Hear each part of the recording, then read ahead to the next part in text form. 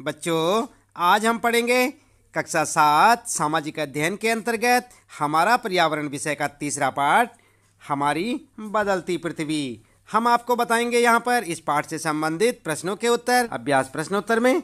और पहला प्रश्न आप देख सकते हैं, निम्न प्रश्नों के उत्तर दीजिए। और प्रश्न क्या है आपके लिए, देख सकते हैं आप, प्लेटें क्यों घूमती हैं। उत्तर में क्या लिखेंगे, उत्तर लिखेंगे आप, पृथ्वी के अंदर पिघले हुए मैग्मा में होने वाली गति के कारण पृथ्वी के अंदर पिघला हुआ मैग्मा एक वृत्तीय रूप में घूमता रहता है। ये प्लेट हमेशा धीमी गति से चारों तरफ प्रत्येक वर्ष केवल कुछ मिलीमीटर की या मिलीमीटर के लगभग घूमती रहती हैं। तो इस प्रकार से आपका जो पहला प्रश्न है, कै वाला प्रश्न, उसका उत्तर आप लिख सकते हैं। इसके बाद दूसरा प्रश्न है बच्चों, बहिर्जनित एवं अंतर्जनित बल क्या है। और इसमें क्या करेंगे आप, उत्तर लिखेंगे सबसे पहले अंतर्जनित बल, और यहाँ पर हेडिंग डालेंगे आप। इसके बाद लिखेंगे जो बल पृथ्वी के आंतरिक भाग में घटित होते हैं उन्हें अंतर्जनित बल कहते हैं। अंतर्जनित बल कभी आकस्मिक गति उत्पन्न करते हैं तो कभी धीमी गति। इस प्रकार से देख रहे हैं ना आप, यहाँ पर आपका ये प्रश्न है और उसका उत्तर आप यहाँ पर इस प्रकार से लिखेंगे। उसके बाद लिखेंगे दूसरे नंबर पर बहिर्जनित बल, और इसमें भी हेडिंग डालेंगे। उसके बाद लिखेंगे जो बल पृथ्वी की सतह पर उत्पन्न होते हैं उन्हें बहिर्जनित बल कहते हैं। ठीक है, तो इस प्रकार से आप अपने दूसरे प्रश्न का उत्तर यानी ख प्रश्न का उत्तर लिखेंगे। इसके बाद बच्चों अगला है आपका, यहाँ पर आपसे पूछा गया है अपरदन क्या है। आप देख सकते हैं अपने पाठ के जो प्रश्न है, अपरदन क्या है, उत्तर में लिखेंगे भूपृष्ठ पर बहता हुआ जल, पवन, हिम जैसे विभिन्न घटकों के द्वारा होने वाले कटाव छटाव को अपरदन कहते हैं। जैसे नदियों द्वारा वी, आप देख रहे हैं यहाँ पर, वी आकार की घाटी का निर्माण करना, पवनों द्वारा बरखान एवं छत्रक शैल का निर्माण करना। तो इस प्रकार से आप अपने प्रश्न का उत्तर लिखेंगे। इसके बाद अगला प्रश्न है आपका, बाढ़कृत मैदान का निर्माण कैसे होता है। तो यहाँ पर उत्तर क्या लिखेंगे, उत्तर लिखेंगे कभी कभी नदी अपने तटों से बाहर बहने लगती है, फलस्वरूप निकटवर्ती क्षेत्रों में बाढ़ आ जाती है। बाढ़ के कारण नदी के तटों के निकटवर्ती क्षेत्रों में महीन मिट्टी एवं अन्य पदार्थों का जमाव करती है। ऐसी मिट्टी एवं पदार्थों को अवसाद कहते हैं। इससे समतल उपजाऊ बाढ़कृत मैदानों का निर्माण होता है। ठीक है, तो इस प्रकार से आप अपने गह वाले प्रश्न का उत्तर यहाँ से देख के लिख सकते हैं। अगला है 6 प्रश्न है बच्चों, बालू टिब्बा क्या है। तो जानते हैं आप बालू टिब्बा क्या है। उत्तर में लिखेंगे मरुस्थलीय भागों में पवन के द्वारा रेत को एक स्थान से दूसरे स्थान पर बहाकर ले जाती है। जब पवन का बहाव रुकता है तो यह रेत गिरकर छोटी पहाड़ी बनाती है। इनको बालू टिब्बा कहते हैं। ठीक है, तो इस प्रकार से आप बालू टिब्बा के बारे में लिख सकते हैं। अगला है आपका प्रश्न बच्चों, समुद्री पुलिन का निर्माण कैसे होता है।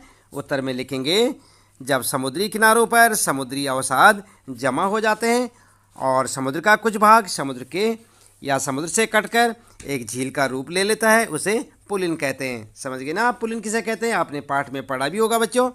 और इसके बाद अगला है आपका प्रश्न, चाप झील क्या है। तो चाप झील का उत्तर क्या लिखेंगे आप, क्या होती है चाप झील। उत्तर में लिखेंगे जब नदी टेढ़ी मेढ़ी सांप के आकार में बहती है और जब नदी का बहाव तेज हो जाता है तो कुछ स्थानों में नदी कठोर चट्टान को भी काटकर सीधी बहने लगती है, जिससे विसर्प लूप नदी से कट जाते हैं और अलग झील बनाते हैं, जिसे चाप झील या गोखुर झील कहते हैं। ठीक है, ये आपका प्रश्न है, चाप झील किसे कहते हैं। इस प्रकार से आप उत्तर लिखें। इसके बाद दूसरा प्रश्न है बच्चों, सही उत्तर चिन्हित कीजिए, और इस प्रकार का आपने चिन्ह लगाना उस पर सही का। तो यहाँ पर आपको जो है ऑप्शन भी मिलेंगे। चलिए पढ़ लेते हैं। कै प्रश्न है, इनमें से कौन सी समुद्री तरंगें या समुद्री तरंग की विशेषता नहीं है। तो यहाँ पर ध्यान दें आप, यहाँ पर क्या है, यहाँ पर जो है पहला सैल, दूसरा किनारा और तीसरा समुद्री गुफा। तो उत्तर में क्या लिखेंगे आप, सैल वाला लिखेंगे आप। ये देख रहे हैं ना आप यहाँ पर सैल, तो इस प्रकार से आप सैल वाले को सही का चिन्ह लगाएं। इसके बाद अगला प्रश्न है बच्चों, हिमनद की निक्षेपण की विशेषता है, और क्या है, बाढ़कृत मैदान है, पुलिन है या हिमोड है? क्या होगी? आपने सोचा तो उत्तर में लिखेंगे आप हिमोड। ठीक है, ये वाला आपका सही ऑप्शन है, ध्यान रखें बच्चों। और इसके बाद अगला प्रश्न है बच्चों, पृथ्वी की आकस्मिक गतियों के कारण कौन सी घटना होती है? तो यहाँ पर देख सकते हैं आप, ये तीनों के बारे में लिखा है यहाँ पर, ज्वालामुखी, वलन, बाढ़कृत मैदान।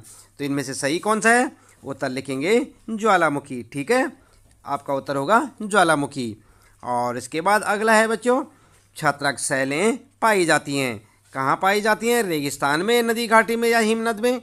उत्तर लिखेंगे आप रेगिस्तान में। कहाँ पाई जाती हैं? रेगिस्तान में। और इसको सही का चिन्ह लगाएं आप। चाप झील यहाँ पाई जाती है, तो कहाँ पाई जाती है बच्चों? हिमनद में, नदी घाटी में या रेगिस्तान में? उत्तर लिखेंगे आप नदी घाटी में। उत्तर होगा आपका नदी घाटी। और इसी प्रकार से तीसरा प्रश्न है बच्चों, निम्नलिखित स्तंभों को मिलाकर सही जोड़े बनाइए।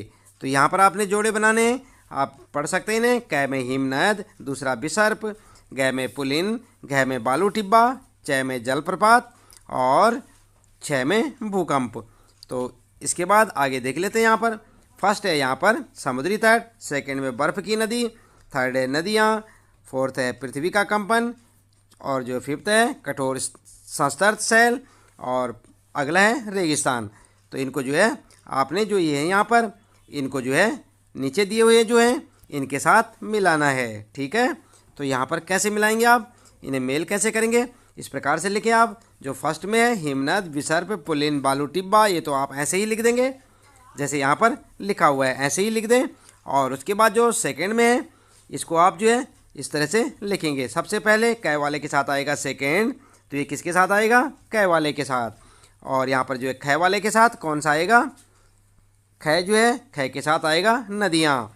और फर्स्ट वाले यहाँ पर देख सकते हैं आप, इस प्रकार से लिखेंगे, पहले बर्फ़ की नदी, थर्ड में जो है नदियाँ, और फिर समुद्री तट, रेगिस्तान, कठोर संस्तृत शैल और पृथ्वी का कंपन। और यहाँ पर देख सकते हैं आप, इनके साथ आप इसी प्रकार से मिलाएंगे, यानी कि आप समझे ना। सेकेंड, यहाँ पर आप देख सकते हैं सेकेंड, थर्ड, फर्स्ट। तो आप कैसे लिखेंगे? इसके पीछे यहाँ पर जो है सेकेंड आ जाएगा, यहाँ पर जो है थर्ड आ जाएगा, यहाँ पर जो है फर्स्ट आ जाएगा इसके साथ। तो इस प्रकार से आप जो है इन्हें नीचे ऐसे लिखें। इसके बाद बच्चों अगला है यहाँ पर, कारण बताइए। और कारण बताना आपने। क में कुछ शैल छत्रक के आकार में होते हैं, तो उत्तर में लिखेंगे क्यों होते हैं, उसके उत्तर में उत्तर लिखेंगे कुछ शैलों का छत्रक के आकार में होने के कारण।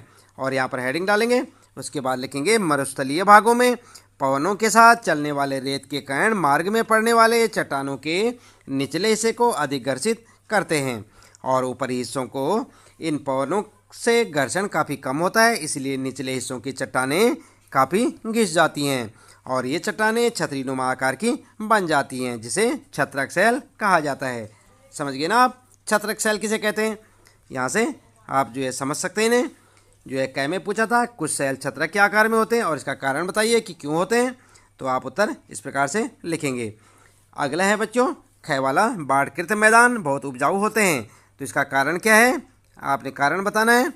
उत्तर लिखेंगे बाढ़कृत मैदानों के बहुत उपजाऊ होने का कारण। हेडिंग डालेंगे और उसके बाद लिखेंगे पॉइंटों में। नंबर 1, बाढ़ के समय नदी अपने तटों को पार कर अपने आसपास के क्षेत्रों को जलमग्न कर देती है। दूसरा पॉइंट लिखेंगे बाढ़ के समय नदी के साथ काफ़ी मात्रा में मलबा या अवसाद बहते हैं, इन अवसादों या मलबों को नदी अपने आसपास के क्षेत्रों में जमा कर देती है। तीसरा पॉइंट लिखेंगे बच्चों, इन अवसादों या मलबों में काफ़ी मात्रा में ह्यूमस होती है जो कि बाढ़कृत मैदानों को अधिक उपजाऊ बना देती है। तो ठीक है बच्चों, आप समझ गए होंगे। यहाँ पर ये जो है इसका उत्तर जो है इन 3 पॉइंटों में आप लिख सकते हैं। अगला है बच्चों यहाँ पर गए वाला प्रश्न है, समुद्री गुफा स्टैक के रूप में परिवर्तित हो जाती है और इसका कारण क्या है? आपको कारण लिखना है, तो कारण में लिखेंगे, उत्तर लिखेंगे समुद्री गुफा स्टैक के रूप में परिवर्तित होने का कारण, और हेडिंग डालेंगे, लिखेंगे समुद्री तरंगे या समुद्री तरंग के अपर्दन एवं निक्षेपण तटीय स्थलाकृतियाँ बनाते हैं।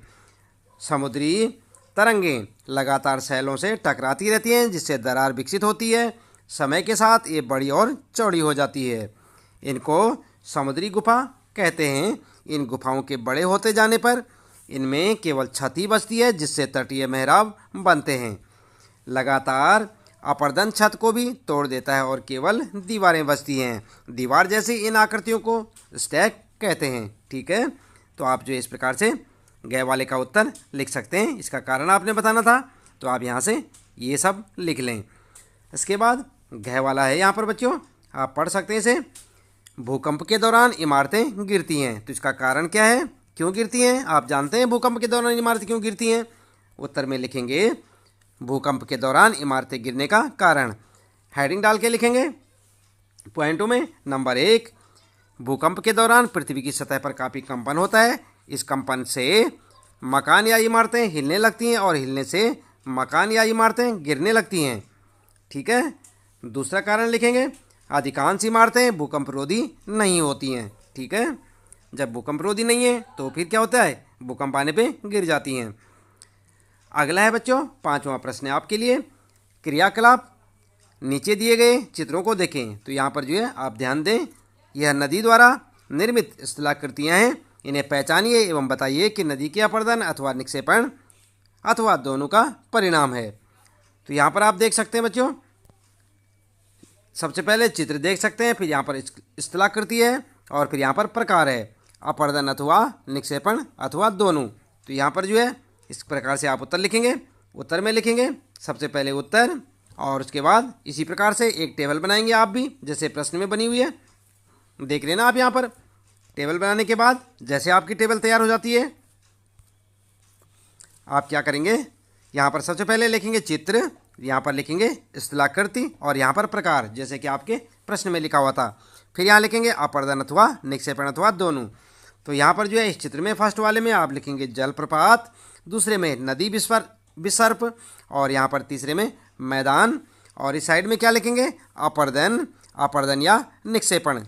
और इसके बाद जो तीसरा है यहाँ पर, तीसरे में मैदान के साथ क्या लिखेंगे, निक्षेपण। ठीक है, तो आप समझ गए होंगे यहाँ पर किस प्रकार से लिखेंगे, जलप्रपात, नदी विसर्प और मैदान। यहाँ लिखेंगे अपर्दन या निक्षेपण और यहाँ पर निक्षेपण। ठीक है, तो इस प्रकार से आप जो अपने प्रश्न का उत्तर दे सकते हैं। तो बच्चों इसके साथ ही इस पाठ से संबंधित आपके सारे प्रश्न जो है यहाँ पर समाप्त होते हैं। तो आज के लिए इतना काफ़ी है बच्चों, आपका दिन शुभ हो।